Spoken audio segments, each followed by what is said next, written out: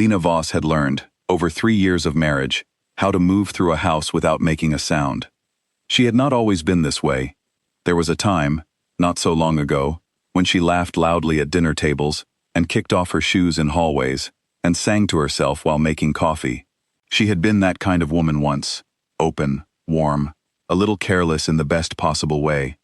But that was before the palace. That was before Damien. She first saw him at a charity gala in Vienna on a cold November evening. She was 23 years old and wearing a blue dress she had borrowed from her sister. He was across the room, tall and still among the noise, and when his eyes found hers, she had the strange feeling of being chosen, not noticed, chosen. There is a difference, though she did not understand that difference until much later. Damien Kraus was 31 then. The Kraus family had built their fortune over 4 generations. Real estate, development, influence stretching across Austria and into 3 neighboring countries. He was the kind of man who walked into a room and changed its temperature. He was not loud, he was not showy. He simply had the certainty of someone who had never been told no and had never needed to be. He introduced himself that evening. He remembered her name perfectly on their second meeting, and their third, and every meeting after. He brought her wildflowers once, instead of roses, because she had mentioned once, briefly, that she preferred them. He listened. He asked questions. He made her feel, for the first time in her life, like the most interesting person in any room she entered. 6 months after the gala, she wore his ring. It was a diamond, large, flawless, extraordinary. She wore it proudly. She was in love. Within a year, she had moved into the estate outside Velden that the locals called the palace. It was not a metaphor. It was a real stone manor, with 28 rooms, iron gates at the entrance, and a staff of 12 people who moved quietly and kept their eyes forward. Lena thought it was beautiful when she first arrived. She stood in the main hall and looked up at the ceilings and thought that her life had somehow become a story she would never have dared to write for herself. She could not have known, standing there, that beauty and safety are entirely different things, and that a gilded cage is still a cage. The changes came slowly. That was the thing about them. They were never sudden, never dramatic. There was no single moment she could point to later and say, that was when everything went wrong. Instead, it was a series of small moments, each one easy to explain away on its own. It started with suggestions, gentle ones. Her job at the small gallery in Vienna, where she had worked since finishing her degree. Damien thought it was beneath her now. He said it with a smile. He said she didn't need to work anymore, that she should enjoy her life. She stopped going. She told herself it was her choice. Her friends came less often after that. Damien never forbade her from seeing them, but he had opinions. This one talked too much. That one had bad intentions. Her best friend from university, a woman named Clara, who had known Lena since they were 19, came to visit once, and left early after Damien spent the entire dinner asking her questions that sounded polite, but felt like an examination. Clara called the next day and said something felt wrong. Lena told her she was imagining things.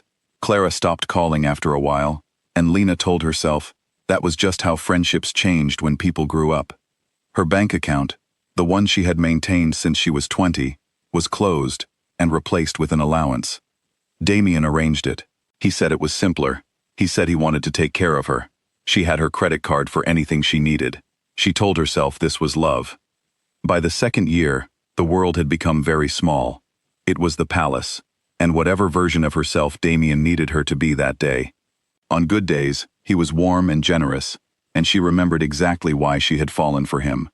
On bad days, he was simply absent, cold and quiet in a way that was harder to bear than anger would have been.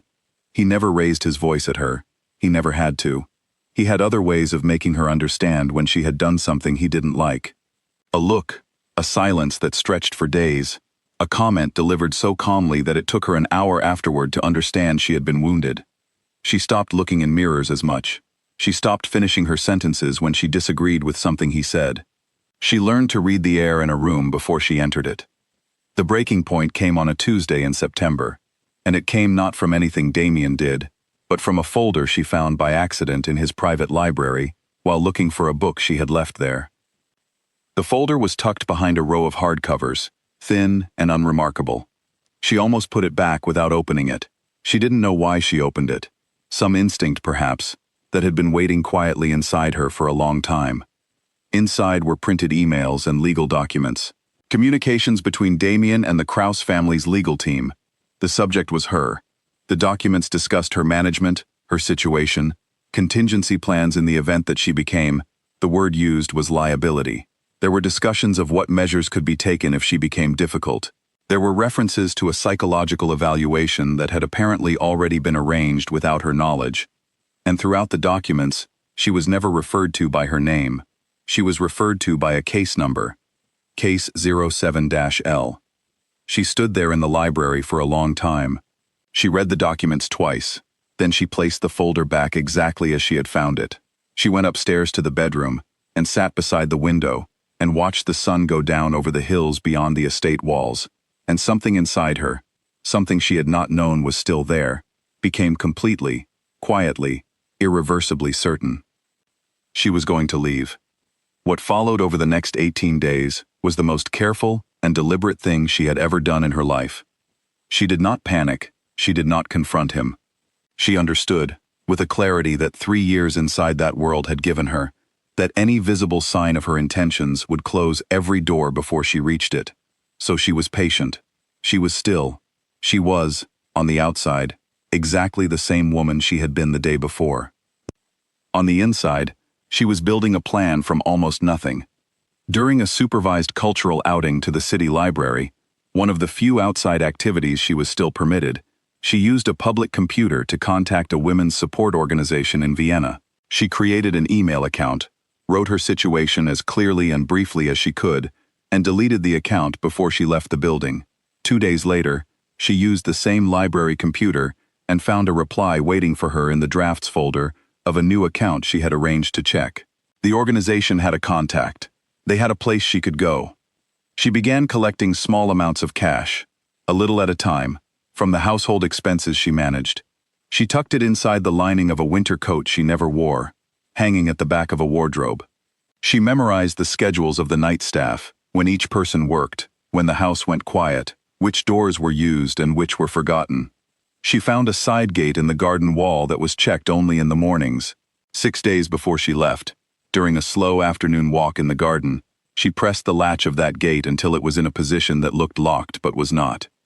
She photographed the documents in the library folder on her phone one afternoon, when Damien was in a meeting that she knew lasted 2 hours. She sent the photos to an email address the organization had given her, and then deleted them from her phone. She called her sister once, just to hear her voice. She said nothing about what she was planning. She said she loved her. Her sister said she loved her too, and asked if she was okay, and Lena said yes, in the steady voice she had learned to use when the answer was no. On the night of October 14th, at 12 minutes past midnight, Lena Voss got out of bed. She dressed in quiet, dark clothes. She took the canvas tote bag she had packed carefully over the previous week and hidden under a loose panel at the base of the wardrobe. Inside, one change of clothes, her passport, the cash she had collected, 340 euros, and a single photograph. It was a picture of herself at 19, standing outside a famous gallery in Florence, laughing at something happening off to the side of the camera. She was entirely herself in that photograph. She had kept it all these years for a reason she had not, until now, fully understood. Before she left the bedroom, she stood at the marble mantel beside the fireplace. She looked at her left hand. She slid the diamond ring from her finger. She placed it on the mantel. She looked at it for exactly 1 moment. Then she walked out of the room without looking back. She went through the house in the dark, following a route she had walked 100 times in her mind. Down the back staircase, through the kitchen corridor, out the side door into the garden, across the lawn in the cold October air, to the gate in the stone wall, which opened when she pressed it, just as she had arranged. She walked to the road. A car was waiting. A woman from the support organization had driven 2 hours to be there. Lena got in without a word. The car pulled away. The palace disappeared behind the trees. She did not cry until they reached the motorway. Then she cried for a long time, and the woman driving said nothing and simply let her. The safe house was in Graz, a quiet apartment on a quiet street. Lena spent 3 weeks there, rarely leaving, learning how to exist in a world that felt both enormous and entirely unguarded. She slept more than she had in years. She ate when she was hungry, which seemed like a small thing, and was not. She spoke with a lawyer who specialized in cases involving financial control and coercive relationships. She began the process of reassembling the paperwork of her own life. Damien's legal team moved quickly. They filed documents suggesting she was experiencing a mental health crisis and required intervention. It was a familiar strategy, her lawyer explained, reframing a woman's departure as a breakdown in order to justify bringing her back. But Lena had the photographs. The folder, Case 07-L. Her lawyer filed a counter-motion in Vienna within 8 days. The documents were entered as evidence. The legal process was long. There were months of filings and hearings and delays, and moments when it seemed like his resources would simply outlast her resolve. There were nights in the small apartment when she sat in the dark and felt the full weight of how much she had lost. Not just the marriage, but the years inside it, the ambitions she had set aside, the version of herself that had believed she didn't deserve more than this. But she also had other nights. Nights when she called her sister, who had, by then, been told everything, and who came to visit and slept on the small couch without complaining, and made coffee in the mornings, and sat with her in the quiet, and was simply, steadily there. Nights when she found herself reading again, for pleasure, in a way she had not in years. Nights when she laughed at something unexpected, and then paused in surprise at the sound of her own laughter, as if she had forgotten it was something she was capable of. The divorce was finalized the following spring. The ring was returned to her through her lawyer as part of the settlement. She held it for a moment in the lawyer's office. It was beautiful. Still. It had always been beautiful. She sold it the following week. The amount she received was enough for several months of rent, and one particular purchase she had already decided on, a plane ticket to Florence. She went alone. She spent a week there, in a small hotel near the river. She ate at outdoor tables, and walked for hours, and went to every gallery she could find. On her third day, she stood outside the Uffizi in the late afternoon light. Tourists moved around her in every direction. The city was warm and golden, and entirely indifferent to her story, which was exactly what she needed. She stood there for a long time. She did not take a photograph. She did not need to. She was not 19 this time, laughing carelessly at something off to the side. She was 27, and she had been through something that had taken pieces of her she would spend years understanding. But she was there. She had gotten there herself.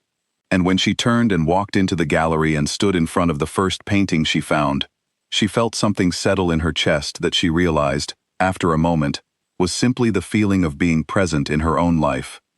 Back in Vienna, she applied for a position at a small gallery in the 7th district.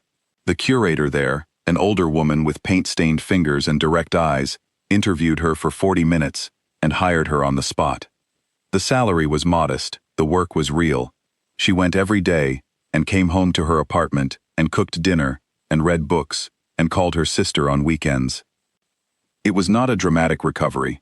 It was not the kind of story that ends with a single triumphant moment and a swell of music. It was smaller than that, and more honest. It was therapy appointments, and difficult mornings, and slow, steady progress, and the occasional night when the walls felt too close.